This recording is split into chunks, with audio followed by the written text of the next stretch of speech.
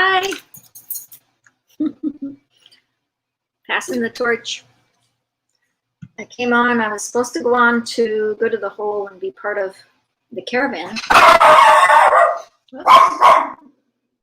We have a dog. We have a dog barking. Lily, come here. Come here, girl. Come here, girl. Come here. Come here.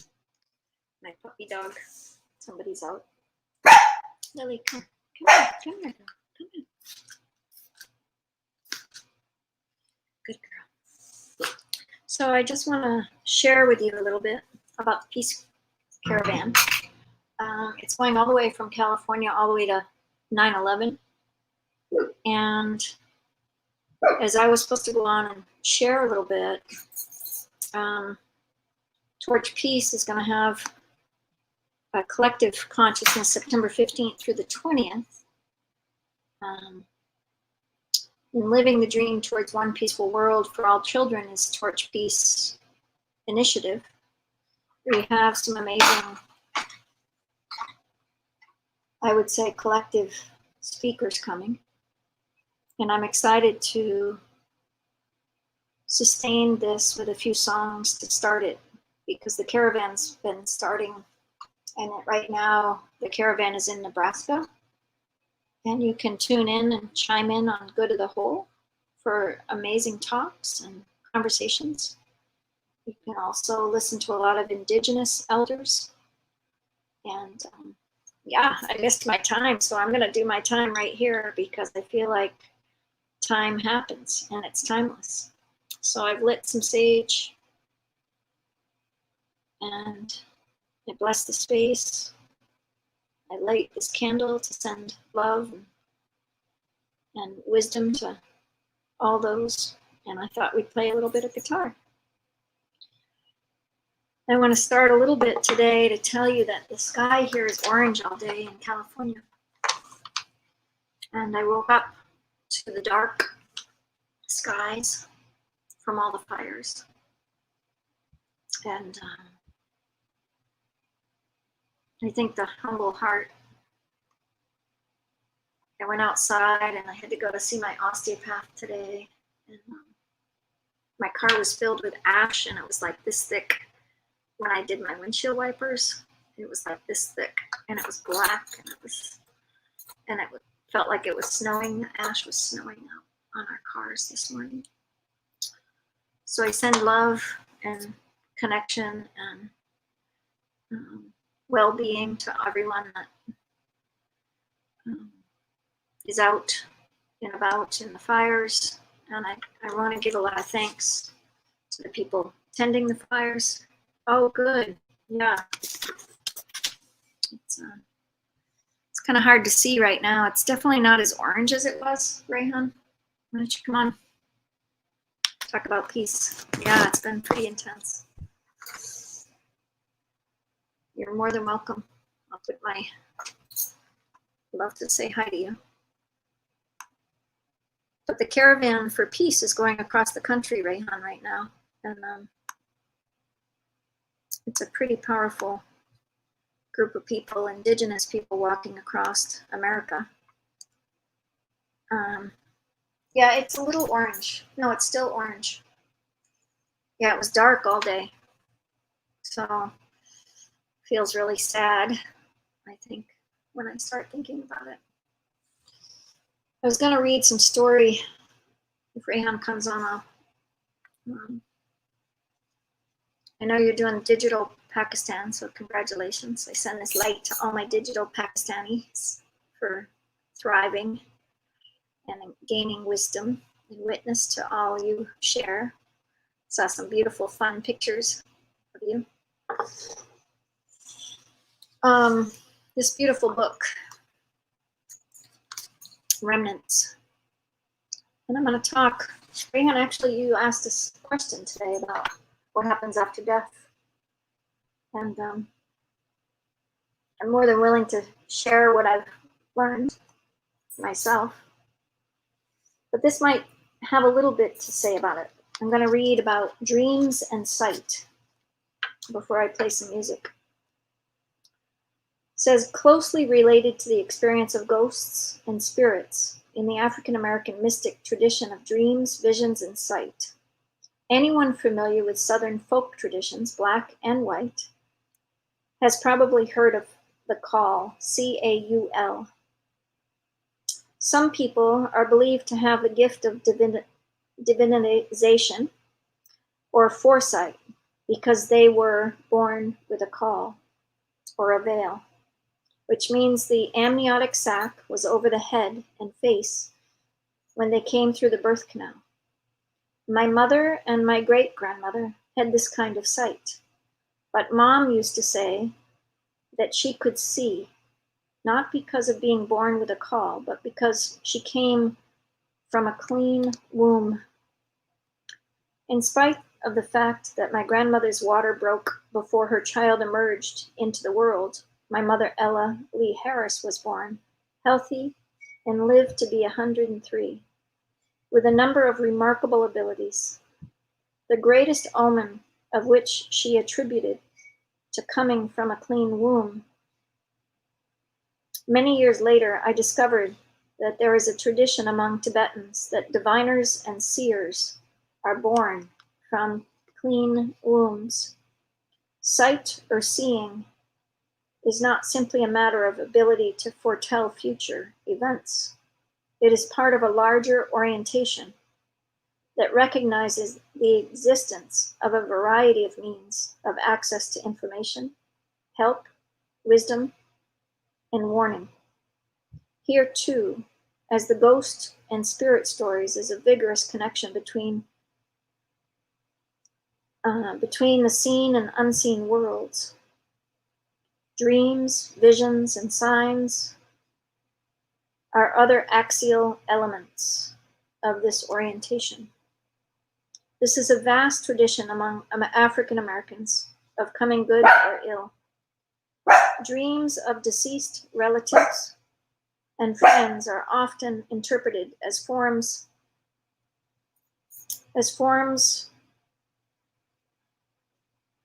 of communication with them, and the sharing of dreams with a household or among friends is a way to connect with the collective wisdom regarding the meaning of a particular feeling or event.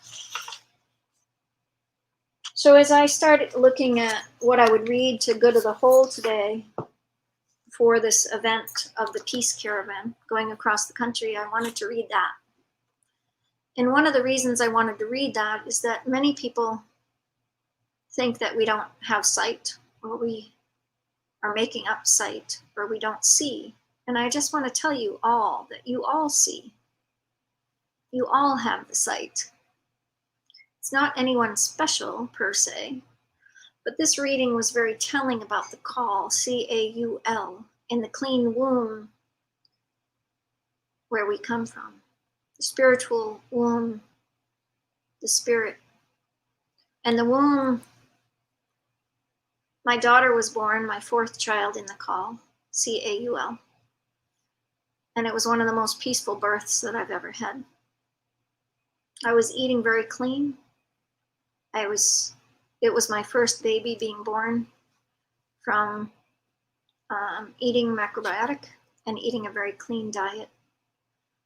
And the birth was easy and kind, and I had candles lit at her birth. So why I wanted to share this story was that I believe that society can clean up a lot if we eat cleaner and higher vibrational food. So Rayhan asked a question, what happens after death? And I can only share stories. So living the dream of a one peaceful world dream, or towards the one peaceful world, is what I really believe in. I believe that we are at a time when we need to think about why my sky is orange, why my children got sick from things I wasn't sure of, like house cleaners, why I got sick from house cleaners, why I got a breast tumor at 26 years old. I was able to get rid of it by eating clean and high energy food. I was able to go on and help a lot of cancer patients with clean and high energy food. I also got to see a lot, and I got to play through my sight, through different experiences. So I'll tell you just one story, maybe a couple, after I sing a couple songs. But my mom died, and I was out skinny dipping with my friend, Hilda. We weren't lesbian sisters, we were just sisters out swimming in a pond naked. And it was a hot day in Ithaca. It was in June. She said, let's go for a swim. So we went out to the pond, and so many lakes and streams you can go because there's nobody around. And I got a phone call. And the phone call was from one of my kids. And it told me that my mom died. And throughout the whole semester, I was in nursing school. And I went back and forth to Maine a number of times. And my mom had pulmonary heart condition that she was hospitalized in February, so I went to Maine then. Then I went in March, and then I was supposed to spend the whole summer with her. And I was supposed to go right after my school got over. So I was due there June 15th, and she died June. I think I was going actually July 4th, or somewhere around there. It was a couple weeks before I was supposed to get there that she died. And I was going to spend the summer with her. So I went back, and the kids all gathered, and I sat in the chair, and I just closed my eyes and started praying. And all of a sudden, my mom's spirit came to me.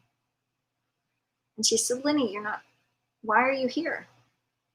And I was in New York, and she was in Maine. She said, why are you here? You're not supposed to be here for 2 weeks. And I said, Mom, you died. And she and I had a big cry. And then her spirit went, whoosh. It was like a quick lightning bolt. And I prayed all that night for her. We had a conversation during that moment. It was a couple of more minutes than that, but I'd been around a lot of people that had died.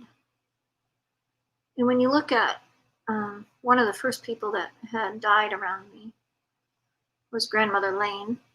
Her daughter was Lane. She was a different name. And she had been in her bed at home on the Lane farm. 7 generations at that point. I think there was 9 generations on the Lane farm now. It's about 180 acres or 160 acres. I don't know exact. They've had to sell off some land.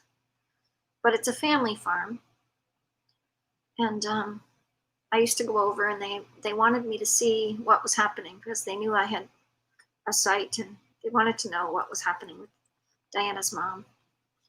And if I'd come over, and I said, sure. And I said, let me go in her room. And she was going through a lot of nightmares, a lot of screaming, and very extreme screaming. And it was a couple days before she passed. And I sat with her for 2 hours in her screaming. She probably screamed about an hour of that. And I just prayed with her. I held her hand, and I told her it's okay. And it was okay to scream. And what I found out from that experience is that she was living I kept getting all the visions of her life. I got so many visions. She was releasing all of the spiritual pain that she had lived in this physical form of her life. She was in probably her late 70s, maybe mid 70s. I don't know when she died, actually. I shouldn't say. But she passed within a couple days, but I was able to tell the family what I saw. And the morphine wasn't working. Nothing that the nurses were doing was working. But I told them, I said, I think you need to just sit with her and hold her hand through this. And she ended up dying really peaceful in a couple of days. I went back, I don't know, maybe a couple weeks after she passed, and she was out hanging clothes. Her spirit was out there hanging clothes. And she was helping her daughter. And I said, Grandma, what are you doing here? and I talked to her in the spirit. It was a apparition of her spirit, a ghost, I would say. I was able to see the ghost world my whole life, and she kind of was just kept going on hanging her clothes, didn't really discuss much with me. I've had a number of these situations of people that have died and stayed above their body and been in nursing, a nursing role, and people have died, and I'd bring them down to the morgue, and I'd go back to the room, and all the other nurses would leave, and I'd pray. And I always prayed the Jesus prayer because I'm Christian, but I always prayed that they go to the light. And so as I kept going into the work that I do and the intimacy that I work with people, I worked a lot on ancestry trauma. And the trauma that we've all experienced from our ancestors is real. They've gone through wars and terrorist attacks and World War I's and World War II's and atomic bombs. And I was trained in the medicine path for many years with some elders, and one of the greatest teachings was to go to sites where people had been killed, a number of them, and doing prayers to release the souls. And I think if you do anything today for peace, you could set up an ancestor altar. You would set up water and salt and grain in the middle. So maybe brown rice is kind of the central grain that I put in the middle, and salt and water. And set it up to the south and set up 2 white candles. And every day pray for your ancestors to go to the light. Because what happens is a lot of people stay attached to their family members, including my friend Diana, who missed her mom terrible. So she actually did damage by holding her mother so close. And I taught her to pray for her mom to go to the light. And it doesn't mean you let go of your ancestors. But many of this ghost world, Michio used to say that it was as high as the moon because of so many aborted babies. Abortions cause a tremendous amount of pain to the women, and specifically the soul that tried to come in. But he said that the spirit of ghosts were as high as the moon. And I believe it. And recently, in the last few months, I felt like the gremlins, which I would call a lot of ghosts that are stuck on Earth, are here on the earth. And so every day I'm saging my house. Every day from COVID, it's been really a very clear path. And in Marin, where I live, there's a lot of addiction. There's a lot of kids addicted to opiates. There's a lot of kids addicted to drugs. There's kids dying all the time of drug addiction. And I call this kind of this delusional realm of being connected to this realm, the spiritual realm. And we don't know how influenced we are. And when you eat clean, souls cannot attach to your consciousness. So when you take drugs or alcohol, the souls attach to your consciousness. And I'll tell you a story that Michio told me. And his dream was one peaceful world. And when he died, Torch came to me, the name Torch, about a month after he died. And he said to rename he didn't say it, but the dream was very clear, like name your organization Torch. And then I figured out, oh my gosh, this was about Michio telling us to spark the world as much as you can. And so when I think of one peaceful world, I think of sparking the world with a clean womb, with a clean spirit and a clean consciousness. It's the only way we can do it. Right now, I'm looking at the war here on US soil, and it's a tremendous war. And it's the riots, and many of the people are from African American descent, which a lot of their ancestors were killed with traumatic death, and a lot of addiction in both Native American and African American cultures because of the devastation of war. So I've been to a lot of Native American sites and prayed for my ancestors. And I just was looking at my ancestry back to Henry VII.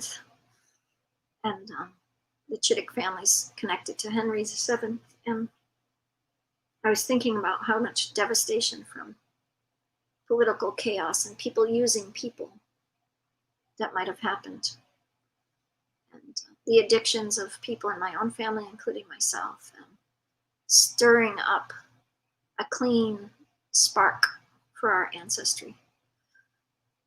So when I think about one peaceful world, I think about the collective consciousness.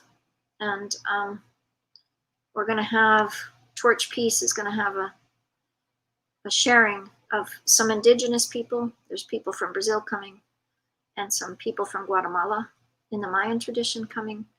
So the 15th through the 20th, we're doing a peace collective consciousness. If you want to be part of, you're welcome. I think when I start thinking about this, if you're interested in speaking, by the way, just email me here, thetorchfamily@gmail.com if you're interested.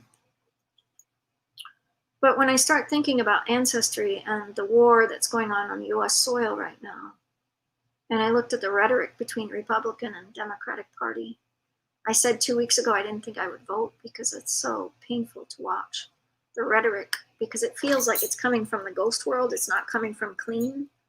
It's not clean and clear, either side. And I'm not a political activist on any measure, but I am an activist for peace in a way that we need to build infrastructure for peace. So my good brothers, Bert and Michael and Ahmad Joffrey and Rehan, have all been putting together the new Silk Road. But I wanted to start a new caravan, the Peace Caravan, traveling to make a new Silk Road for all religions so that we live together peacefully. I'm a theologian and I really believe it's important. So that's what I wanted to sing tonight. And I wanted to bring forward this idea of a new Silk Road for religions, because the caravans of trade and the caravans for people living in unjust greed and pride, and people stealing land, and people stealing people's children, and people stealing freedom from the people, including the unborn children. I want to pass that light on as we open up this little bit of moment together as I sing. I can only pray that we pass and spread the light to the next generation for a peaceful world. Because like a child being born in the Coul, we don't really know the injustices done to our ancestors, or what our ancestors might have done unjust. But we can carry a clean consciousness. So for this 5 days, I'm asking that we really look at consciousness, and that Torch Peace, the 5 days together, that we start looking at the collective consciousness. And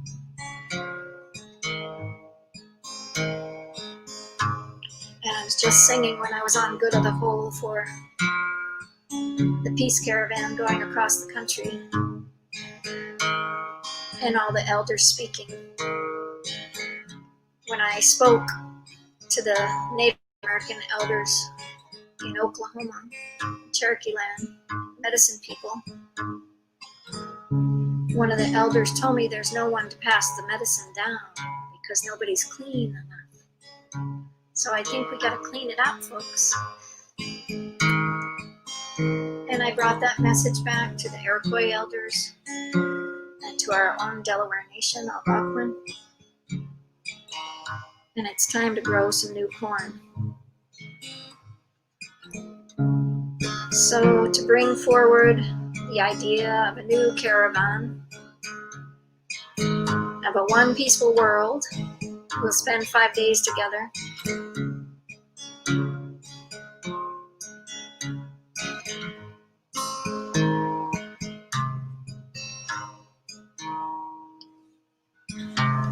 So I spread this light to all of our ancestors, and I light some sage that we pray that all the ancestors go to the light before my music starts, and then I'll shut it down with just music. But that's enough of my words. I hope it made a little bit of sense. But when you clean your house, it's good to open the door and let the smoke out. So I'm going to open my door because it lets the spirit out.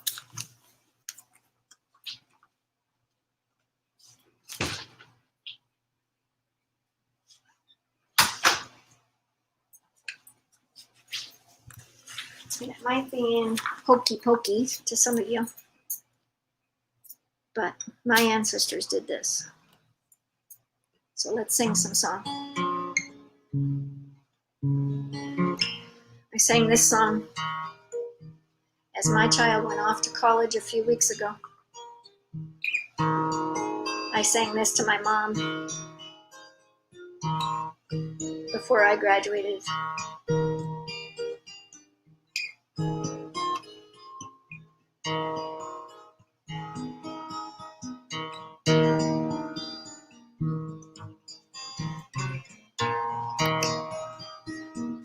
It's a song that many of you will know.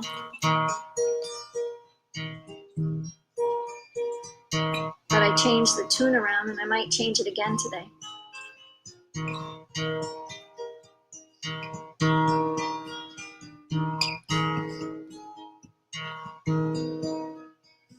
This is for all the mothers in the world that are crying for the children today to live clean. Close your eyes and rest your weary mind now. Together our lives became entwined. Oh, oh, oh, mother of mine. Lady, are you crying? Do the tears belong to me? Lovely lady, can't you see, lovely lady? I love you so. As the caravan goes across the country and brings peace, and the elders speak across America for peace. They'll be getting to the land.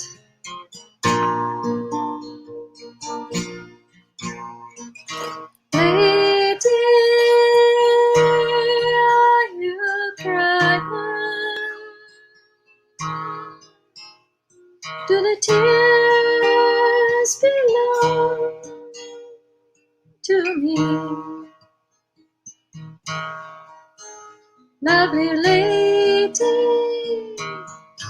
sweet mother of mine. Lady, my sweet mother of mine.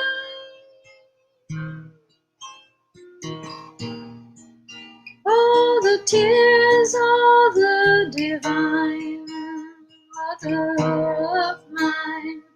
Lovely lady, I love you so. For all the mothers, close your eyes and rest your weary mind now. Together our lives became entwined. Lady, lady was mine.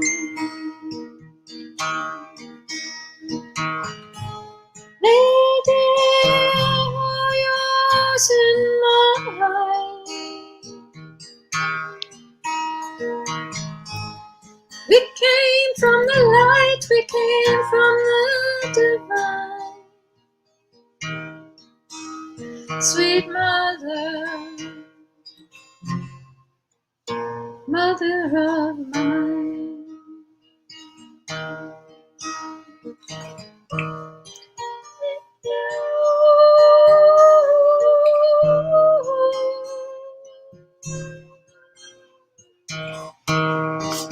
Divine, so fine, that's my mother of mine. Lovely lady, I love you so. For all the mothers that have been passed on, may we send them prayers to go to the light. All the mothers that have lost their children, fathers that have lost their children.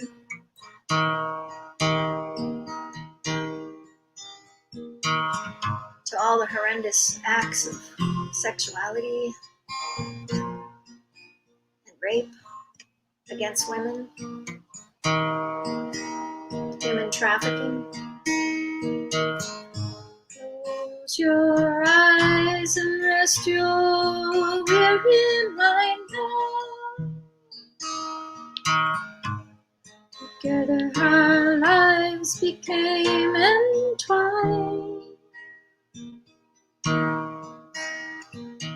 Lady, it wasn't mine. Because I think we have to really look at what our ancestors have gone through in order to bring one peaceful world into a really good consciousness.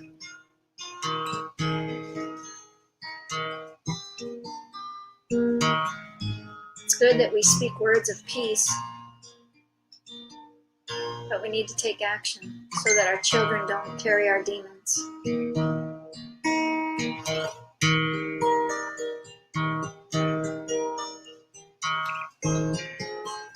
I've worked hard, keep it clean, so that my children don't carry my own demons. Can't say I did it perfect.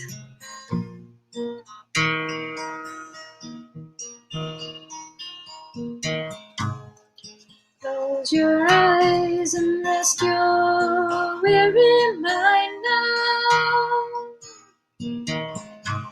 Together your eyes are divine.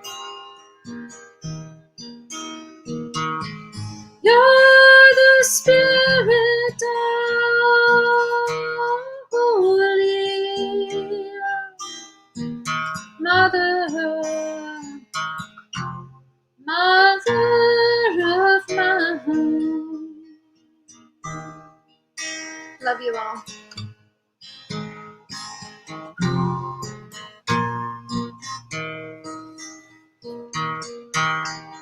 When I think of Rosemary Harding, the stories shared around the table are the stories we need to pass on.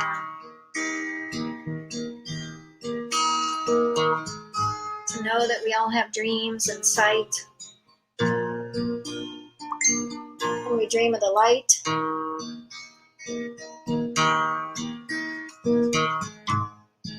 and the kindness in the heart.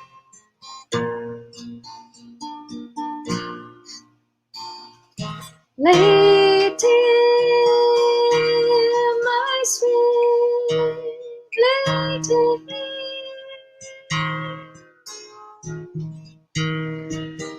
you're so sweet to me. Lovely lady, can't you see, lovely lady, my mother of mine. So light a candle for your ancestors tonight, for the peace caravan going across, for all the people that have gotten hurt along the way. May the healing of the fire, and the fire's lit. It's probably about 165 days of fire lit by Jose. Spread peace to the world.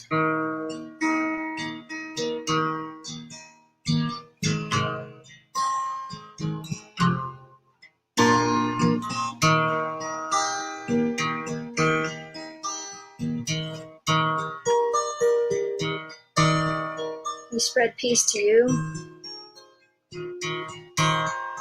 Join us for the Peace Collective in the consciousness.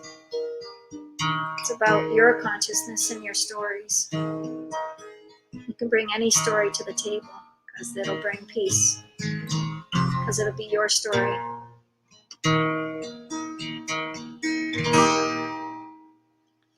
So, thank you for listening.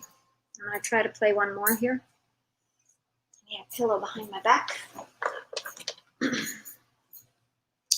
I need a drink.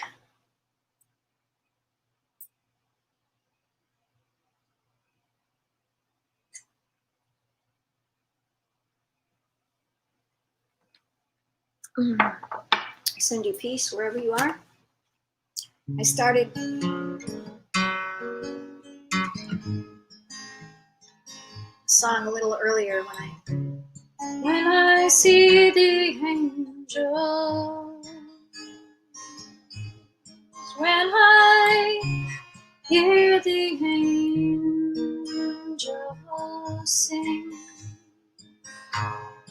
and the smell of the rose it brings.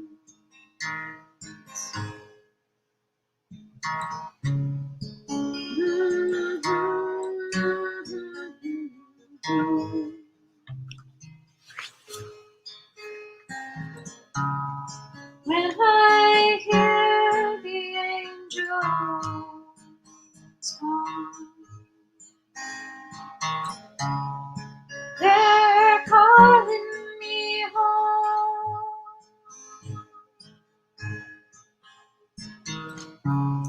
When I hear the angels calling me home, where the buffalo roams.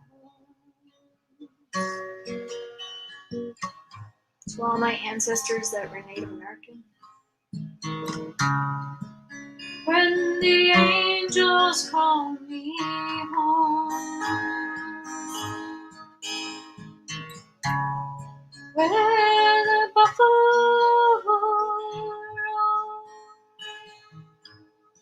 and the skies are orange painted black from the human endurance so that may we brighten away. Come home today. Hey, hey, hey.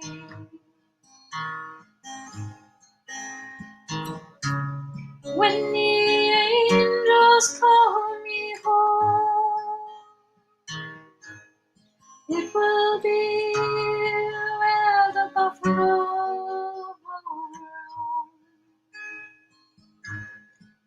and the seeds will be planted on this land,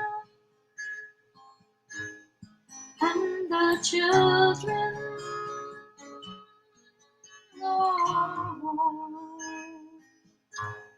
may the children have a home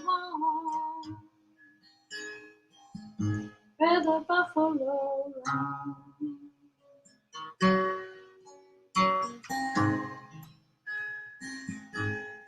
May the children have a home where the buffalo roam.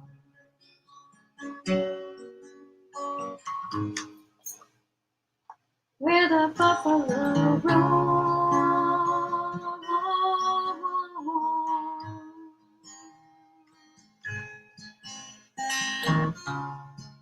Brothers, I'm talking to you. I don't know how to do But what I know, this is true. When the angels call me home,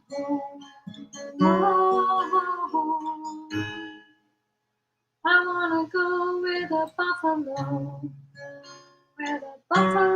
roam.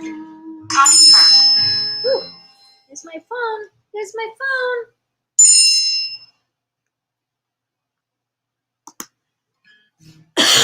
Where the buffalo roam. Sisters, sisters out in the field, planting seeds, nobody's heard. May you know when the angels call you home,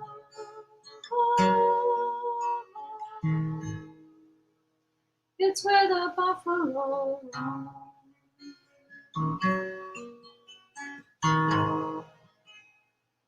Buffalo children, buffalo man, buffalo mothers on this land, grandmothers, grandfathers, I own, bringing you home again, where the buffaloes roam. So I think we just got to clean it up. When we think about a clean womb, it's got to be the womb of the earth, and the womb of the parent, and the mother and the father. So when we clean it up, that we come from the clean home, the clean womb. Thank you, Grandmother Freeney, for sharing your wisdom of dreams and sight, so that the children can see the light. It was dark today, it was dark today, and I didn't know what to say.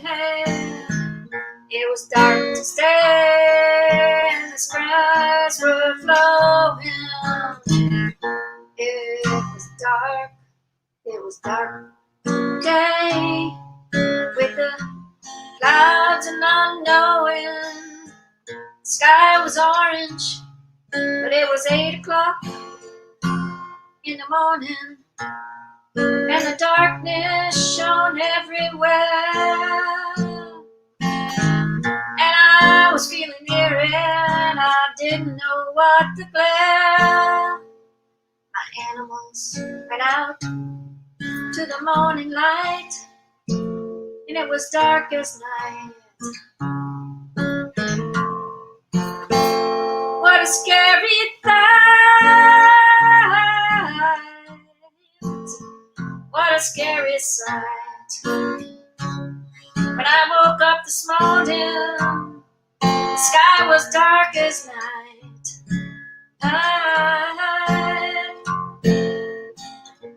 Oh, children, sorry.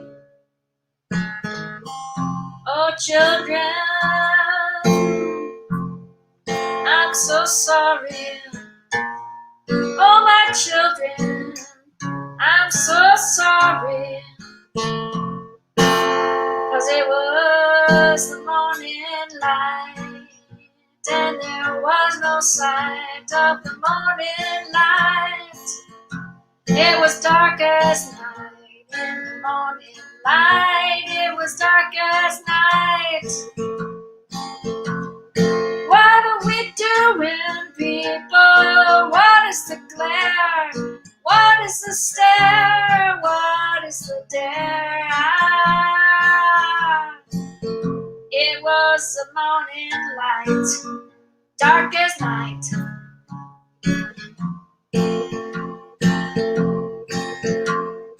Tons of ash ash on my window pane, black as night, and I don't understand. And what are we doing in the dark of the night? Wake up, my children. What is it here? I'm so very sorry that I wasn't able to see it clear. I woke up this morning and it was dark as night, and the sunlight was not glowing, but it was snowing. Ash.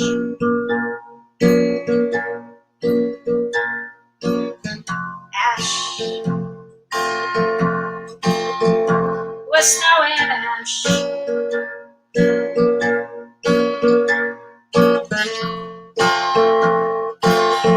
What are we doing?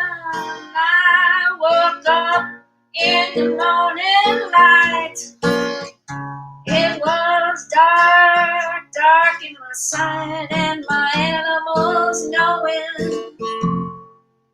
Oh, they stepped outside and they looked at me, and I said, get back in here. I'm sorry for ye, and I know what we're doing.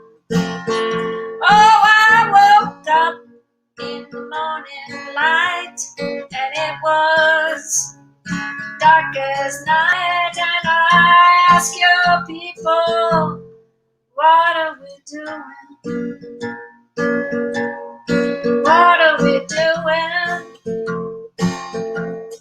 What are we doing? Oh,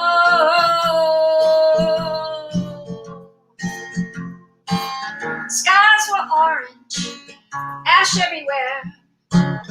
Don't know, but I do declare I am sorry. I'm sorry. I'm sorry. I'm sorry. Every day and every night, dear brothers and sisters, we gotta see the light. We gotta open our eyes and shut down the sleepy gaze. Wake up, oh, wake up. Oh, I woke up this morning, the sky was black, orange glow, eerie in fact. I didn't know what to say. I turned on the news and it was all dismay, but fires ablazing every which way. What are we doing? What are we doing? Night is glowing in the morning, children are waking, I'm snoring. Oh, what are we doing?